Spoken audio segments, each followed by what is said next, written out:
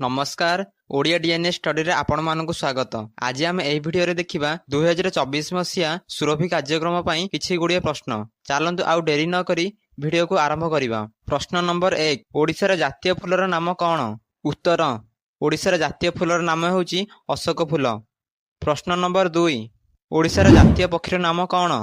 उत्तर, Indian roller हेउची Odisha रे जातीय पक्षी। प्रश्न नंबर 3, ओडिसा रो जातीय माछर नाम कोन? टोर महर्षि हेउची ओडिसा रो जातीय माछ। प्रश्न नंबर 4, ओडिसा रो जातीय वृक्षर नाम कोन? उत्तर, पवित्र डिम्बिरी जहाको पिपाल कुहा जाए ताहा हेउची ओडिसा रो राज्य वृक्ष। प्रश्न नंबर 5, ओडिसा रो जातीय पशुर नाम कोन? उत्तर, संबर हरिण हेउची ओडिसा रो जातीय पशु। प्रश्न नंबर 6, ओडिसा रो जातीय फलर नाम कोन? उत्तर, आंब हेउची ओडिसा रो जातीय फल। प्रश्न नंबर 7, ओडिसा रो सबुठारु बड़ नदी केउंटी? उत्तर, महानदी। प्रश्न नंबर 8, ओडिसा रे केते बड़ वन्य समतल अछि? उत्तर, 9 वन्य समतल।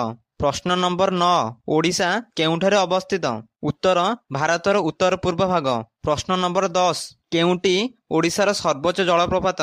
उत्तर, बरेही पानी।